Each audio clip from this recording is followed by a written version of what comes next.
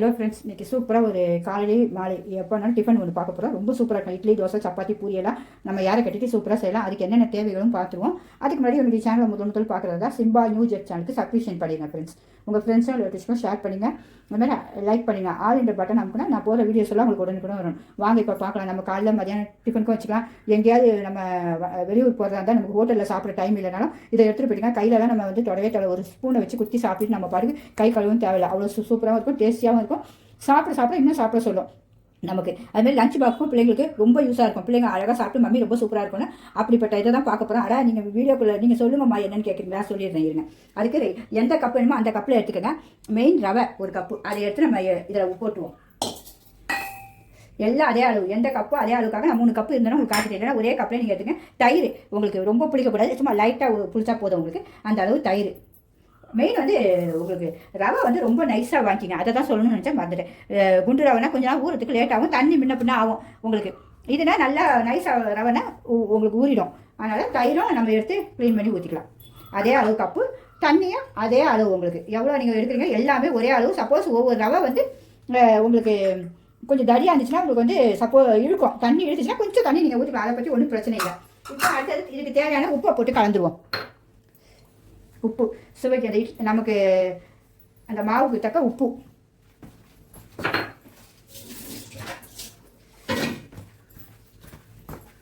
இப்போ நல்லா கரைச்சிக்கலாம். நீங்கள் சப்போஸ் கையில் கரைக்க பிடிக்கலன்னா கரண்டியில் கரைச்சிங்கன்னா இது ரவை போட்டனால கையில் செஞ்சால் தான் ஒன்று போல் வந்துடும் உங்களுக்கு. அதுக்காக தான் நான் செய்கிறேன், வேற ஒன்றும் இல்லை.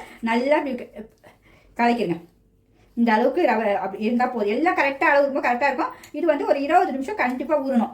நம்ம மூடி வச்சுருவோம். அதுக்கு இதுக்குள்ளே நம்ம ஒரு ஸ்டெப்பிங் வைக்கணும். அதை வந்து சொல்லிடுறேன் பூர்ணம் எப்படி வைக்கணும்னு. ஏன்னா நம்ம ஒரு காரசாரமாக தான் செய்ய போகிறோம். அதனால் சரி சொல்லிட்டு இதை நம்ம இது ஊறத்துக்குள்ளே அது ரெடி ஆகிடும் உங்களுக்கு. இதை அப்படியே மூடி வச்சுருவோம். ஒரு 20 நிமிஷம் இதை தொடத்தாவில அப்படியே இருக்கட்டும், இங்கேயே இருக்கட்டும். அதுக்கப்புறம் அது நம்ம இதை வந்து நம்ம டம்ளரில் தான் ஊற்ற போகிறோம் இந்த மாவை. நம்ம அதுக்கு இந்த டம்ளர்லாம் உங்களுக்கு எண்ணெயோ நெய்யோ தலை வச்சுங்க. எப்படி டம்ளர் வேணுமோ அந்த டம்ளர், குட்டி வேணா குட்டி, பெருசு வேணா பெருசு. நான் இப்படி ஒரே சைஸாக எடுத்துக்காக எடுத்து வச்சுருக்கேன். அதுவும் இருக்கட்டும். அப்புறம் என்ன தடை வைப்போம். அதுக்கு முன்னாடி நம்ம உள்ளே வைக்கிறதுக்கு ஒரு பூர்ணம் பண்ணணும்னு சொன்னால அதையும் பார்த்துருவோம். இங்கே பார்த்தீங்களா, அதுக்கு உருளைக்கிழங்கு நல்லா ஒரு பெரிய உருளைக்கிழங்கா வேக வச்சு வச்சுருக்கேன். பச்சை மிளகா காற்றுக்கு இந்த சைஸ் பச்சை மிளகா நான் அரிஞ்சிருக்கேன். அதுக்காக உங்களுக்கு காட்டிட்டேன், வேறு ஒன்றும் இல்லை.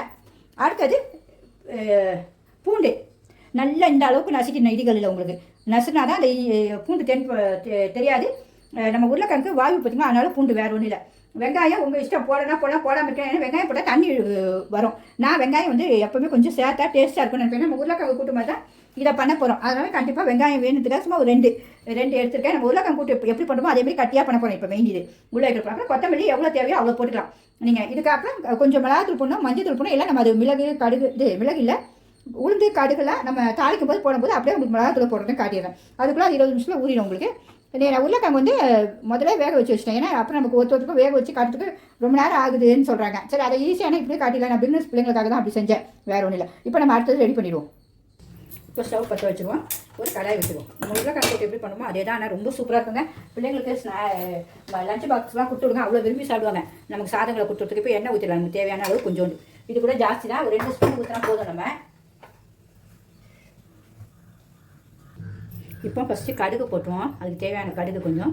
கடுகு நல்லா பொரியணுங்க. இது போட்டோன்னே பொரியணும். மெயின் இங்கே பாருங்கள், அந்த பொரிஞ்சாதான் அந்த வயிறு வலிக்காது நமக்கு. அப்புறம் சீரகம், உளுந்து, கருவேப்பிலை, சீட்டு கருவேப்பிலை தான் எல்லாமே உங்களுக்கு. இப்போ கலர் கொஞ்சம் மாறட்டும். உளுந்து இந்த அளவுக்கு உங்களுக்கு நல்லா பொறுன்னு வரணும்.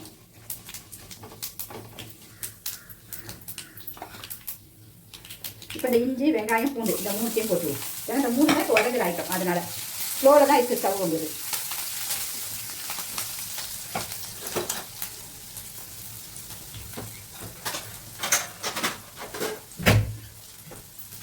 இப்போ இதுக்கு தேவையான உப்பு போட்டுடலாம்.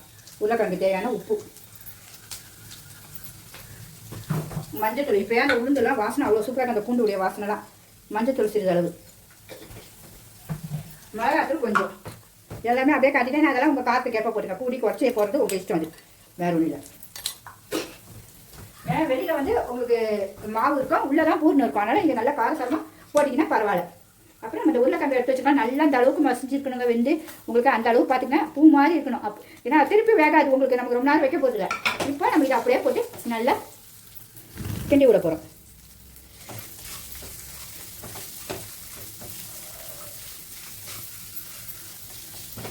உங்களுக்கு நான் வந்து அப்படியே தான் காட்டிட்டு இருக்கேன். நான் உங்களுக்கு ஆஃப் பண்ணவே இல்லை. ஏன்னா நீங்களும் அந்த பக்குவத்தை கரெக்டாக பார்க்கறதுக்கு அதெல்லாம் வேறு ஒன்றும் இல்லை. இந்த எண்ணெயும் குடிச்சிடும் உங்களுக்கு. இதுவும் சூப்பராக இருக்கும். நம்ம சாப்பிடும்போது உருளைக்கிழங்கு போட்டு நம்ம கொஞ்சம் தண்ணியெல்லாம் ஊற்றுவோம், அதெல்லாம் ஊற்ற வேண்டியதில்லை. நீங்கள் ஒரு 2 நிமிஷம் அப்படியே இருக்கட்டும். அந்த கொஞ்சம் அந்த பச்சை வாடெல்லாம் போகணும்ல உங்களுக்கு, அதுக்காக தான் தண்ணியெல்லாம் ஊற்ற வேண்டாம். இது பார்த்தீங்கன்னா ஒரு 5 நிமிஷத்தில் சூப்பராக ஆகிடுச்சு. நல்லா வாசனை வச்சு இப்போ கொத்தமல்லி எவ்வளோ வேணால் சேர்க்கலாம். ஏன்னா பிள்ளைங்க வெறுமா சாப்பிடவே சாப்பிடாது. நீங்கள் இப்படி போட்டிங்கன்னா கண்டிப்பாக இதுங்க சாப்பிட்றோம். ஏன்னா உள்ளே நம்ம வந்து அதை நல்லா உருட்டி தான் வைக்க போகிறோம். அதனால் சூப்பராக சாப்பிட்றோம். என்னடா ஒன்றுமே புரியல என்ன செய்ய போகிறேன் இருங்க நான் உங்களுக்கு ஒன்றுனா அப்படியே பாருங்கள். ஆனால் நீங்கள் வந்து ஓட்டிட்டீங்கன்னா ஒன்றும் தெரியாது. ஒரு சில இது நம்ம சொல்லும் போது புரியாட்டா திருப்பி ஏதாவது சின்ன மிஸ்டேக் வந்துடும் நமக்கு. அதுக்காக க்ளீனாக பாருங்கள் ஃப்ரெண்ட்ஸ். எல்லாமே ஈஸியாக இருக்கும், சிம்பிளாக இருக்கும், சுவை சூப்பராக இருக்கும், ஹெல்த்தியாக இருக்கும். வீட்டுடைய பொருட்கள் தான் மெயின் என்னுடைய சமையல். வேறு உருளைக்கிழங்கு மட்டும் கொஞ்சம் நல்லா வேக வச்சு வச்சுக்கோங்க, வேறு ஒன்றும் இல்லை. இப்போ இதை ஆஃப் பண்ணிவிடுவோம். இந்த பூரம் நல்லா ஆறணும் உங்களுக்கு. நம்ம கொஞ்சம் நல்லா ஆறட்டும். அதுக்குள்ளே நமக்கு கரெக்டாக 20 நிமிஷம் ஆகிடும். நம்ம ரவையும் தயிர் தண்ணியெல்லாம் வச்சு ஊற வச்சுது. இதுவும் ஆறிட்டு அதுவும் ஊறணும்னு பார்ப்போம். அதுக்குள்ளே லைட்டாக எண்ணெய் கூட ரொம்ப இல்லை. இதில் இருக்க எண்ணெய் தான் ப்ரெஷ்ஷில் இருக்கிறத நல்லா தடவி வச்சுங்க. நம்ம இட்லிக்கு ஊற்றுவோம், இட்லி பண்ணல அதுமாதிரி இதை நீங்கள் தடவி வச்சுங்க. உங்களுக்கு பிள்ளைங்களுக்கு கொடுக்கணும் ஹெல்த்தியாக வேணால் நெய் கூட தடைக்கலாம். அவ்வளோதான். இப்படி தடவி எத்தனை டம்ளரோ அத்தனை டம்ளர். நம்ம குட்டியும் ஒன்று எடுத்து வச்சுருக்கேன். அதனால் 3 டம்ளர் இருக்கட்டும். நம்ம நெய்யோ எண்ணெயோ தடவை சொல்லிட்டேன். இப்போ இட்லி பானையில் நம்ம தண்ணி ஊற்றிடணும். தண்ணி ஊற்றிட்டு நம்ம இதை உள்ளே வச்சு தான் வேக வைக்க போகிறோம். அதனால் இட்லி பானை தண்ணி வச்சு சூடு பண்ண வச்சுருவோம். அதுக்குள்ளே இப்போ ஆறிடுச்சு. இது என்ன பண்ணணும்னா நீங்கள் உங்களுக்கு எந்த சைஸ்க்கு வேணுமோ நீங்கள் எப்படி கிணத்துல நீட்டாக வைக்க போகிறீங்கன்னா நீட்டாக, இல்லைன்னா சதுரமாக வைக்க போகிறீங்கன்னா சதுரமாக தான். இப்படி வச்சு நல்லா உருட்டி நல்லா இப்படி பண்ணி இப்படி வச்சுக்கோங்க. எத்தனை உருண்டையோ அத்தனை உருண்டை. இப்போ நம்ம 3 தான் செய்ய போகிறோம். அந்த 3 தான் நம்ம செய்ய போகிறோம். உங்களுக்கு நல்லா ஆறணுன்னு செஞ்சுக்கோங்க. அவ்வளோதான். இது நம்ம சப்பாத்திக்கு கூட வச்சு சாப்பிட்டுக்கலாம். அந்த உருளைக்கிழங்கு கூட்டா மீதி இருந்தால், இல்லைனா கூட கொஞ்சம் பூர்ணம் நீங்கள் நிறையா வேணும்னாலும் வச்சுக்கலாம். அவ்வளோதான். இதையே ரெடி பண்ணி நம்ம வச்சுருவோம். அதுக்குள்ளே அங்கேயும் சட்டு காயும். அதுக்குள்ளே இந்த பார்த்தீங்களா, அதுக்குள்ளே நமக்கு வந்து அந்த மாவும் கரெக்டாக நமக்கு ஊறி இருக்கும். இப்போ ஒரு 20 நிமிஷம் ஆகிடுச்சு. நம்ம இந்த மாவு பார்ப்போம். புரியுதுங்க, நம்ம இட்லி மாவு பதத்துக்கு வந்துடுச்சு. உங்களுக்கு சூப்பராக நல்லா அந்த 20 நிமிஷத்தில் ஊறி இருக்கும் உங்களுக்கு. இப்போ வந்து நம்ம எண்ணெய் தடவி வச்சுருக்கோம் பார்த்தீங்களா டம்ளரில். இதில் நிறைய வரும். நீங்கள் ஒரு 1/2 டம்ளர் போல் மாவு இந்த அளவுக்கு ஊற்றிக்கோங்க மாவு. அப்புறம் நம்ம ரெடி பண்ணி வச்சுருக்கோம்ல உருளைக்கிழங்கு கூட்டு ஸ்டஃபிங், அதை தூக்கி இப்படி நடுவில் வச்சுருங்க. வச்சாச்சா? அது இப்போ இப்படி இருக்கும் கரெக்டாக மேலே. அப்போ அதுக்கு மட்டும் இப்படி ஒரே ஒரு ஊற்றிடுங்க. ஊற்றிட்டு இதை அப்படியே இட்லி பானையில் வச்சிடணும்.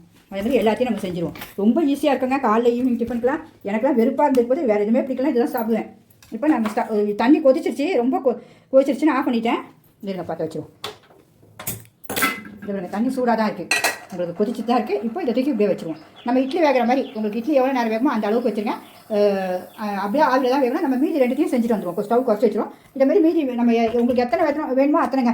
இப்போ எனக்குலாம் வந்து ஒன்று சாப்பிட்டாலும் இதெல்லாம் உண்மையாக வயிறு நினைச்சிடும். உங்களுக்கே தெரியும் கண்டிப்பாக. ஏன்னா இது ரவை இருக்கிறதுனால கண்டிப்பாக உருளைக்கிழங்கு எல்லாம் சூப்பராக பிள்ளைங்களுக்கு ஹெல்த்தியாகவும் இருக்கும். மெயின் உங்களுக்கு ஒரு கால் இது ஊற்றிக்கினேன். இப்படி இன்னொன்று உங்களுக்கு வச்சு காட்டினேன். இந்த அவ்வளோதான். நம்ம அழுத்தெல்லாம் தேவையெல்லாம் வச்சுட்டு இப்படி தூக்கி மேலே மூடிங்க. அவ்வளோதான். இப்போ தூக்கி அப்படியே வச்சுருவோம். இனிமேல் அடுத்ததையும் அதுவே நான் வச்சிடுறேன். 3க்கு வைக்க முடியும் கரெக்டாக. இப்போ அடுத்ததையும் வச்சுருவோம். 3த்துமே வச்சாச்சு. மாவும் கரெக்டாக காலி. அதுதான் மெயின். உங்களுக்கு அந்த எவ்வளோ அளவோ அந்த எனக்கு சின்ன கப்போ பெரிய கப்போ இதோட குட்டியாக கூட நீங்கள் செஞ்சுக்கலாம். இப்போ எல்லாத்தையும் நம்ம மூடிட்டு நம்ம கரெக்டாக இட்லி வேகிற மாதிரி வேக வச்சுருவோம். வேக வச்சுட்டு பார்ப்போம். ஓகேவா? இட்லி வேக வைக்கிற மாதிரியே தான்.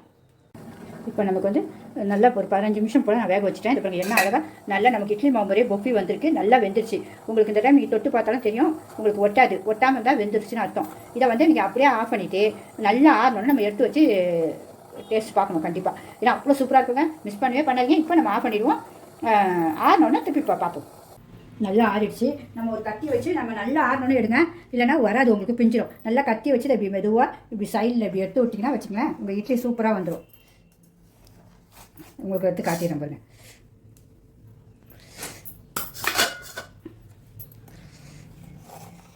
நம்ம எண்ணெய் தடவை இருக்கனால அது கண்டிப்பாக வந்துடும்.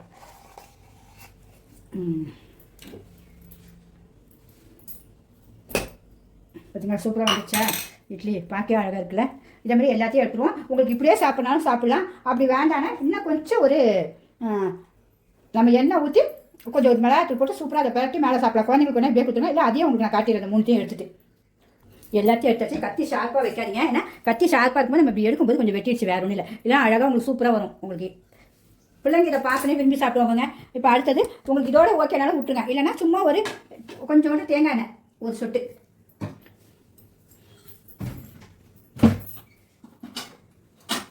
ரெண்டு கடுகு, மிளகாத்தூள் கொஞ்சோண்டு. ஸ்டவ் ஆஃப் பண்ணிவிடுவோம், மிளகாத்தூள் புகஞ்சிடக்கூடாது. ஆஃப் பண்ணிட்டேன். உப்பு ஒரு சிட்டிகை,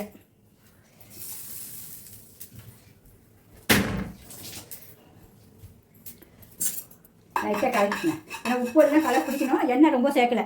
இப்போ நீங்கள் இதை எடுத்து இந்த இதே ஊற்றிக்கங்க, சூப்பராகிடும் உங்களுக்கு. இல்லைங்களா? ஒரு செகண்ட் சும்மா, அவ்வளோதான். பார்க்க அழகாக இருக்கும், பிள்ளைங்க நல்லா விரும்பி சாப்பிடுவாங்க. இது எல்லாத்தையும் ஒன்று ஒன்றா எடுத்து வச்சுக்குவோம் நம்ம.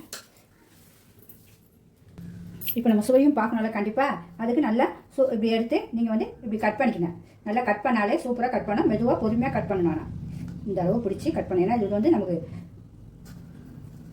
பார்த்தீங்கன்னா என்ன அழகாக வந்துருச்சுப்பாங்க. உள்ள அவ்வளோ பூர்ணம் சூப்பராக இருக்கும், சாப்பிடும் அவ்வளோ டேஸ்ட்டாக இருக்குங்க. எல்லாத்தையும் அதுமாதிரி கட் பண்ணிடும்.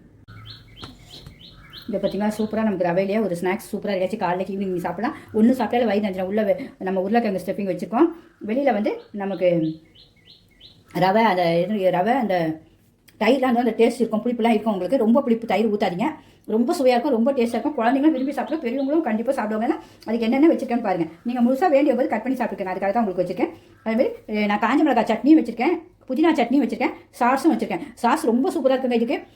நான் அந்த சாஸ் தான் வச்சு சாப்பிட்டேன், அவ்வளோ டேஸ்ட்டாக. எனக்கு சட்னிங்க கூட அவ்வளோ பிடிக்கல. உங்களுக்கு வேணால் சட்னி வச்சுருக்கேன். பசங்களுக்கு நீங்கள் வெறுமாவே இப்படி நீங்கள் வச்சு கொடுத்து விட்டீங்கன்னா அந்த பிள்ளைங்க அழகாக சாப்பிட்றோம் எடுத்து. எவ்வளோ அழகாக இருப்பாங்க, உள்ள வெளியில் சூப்பராக இருப்பாங்க, ஹெல்த்தியாகவும் இருக்கும், சுவையாகவும் இருக்கும். டேஸ்ட் பார்த்துருவோமா?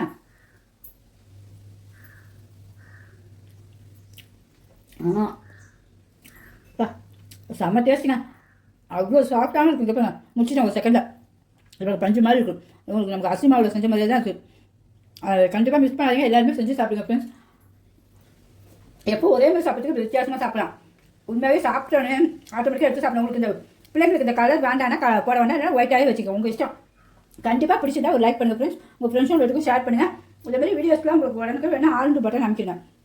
எல்லாமே டேஸ்ட்டும் ஆரோக்கியமாக தான் இருக்கும். நீங்களே பார்த்துக்கோங்க என்னென்ன பொருள் வீட்டில் இருக்க பொருள் வச்சுக்கா சிம்பிளாகவும் செஞ்சுருக்கோம் பாருங்கள். எண்ணெயே ரொம்ப இருக்காது, ரொம்ப சுவையாகவும் இருக்கும், நமக்கு வயிறும் ஃபுல்லாக நிறையும் உங்களுக்கு. ஓகே ஃப்ரெண்ட்ஸ், பாய்.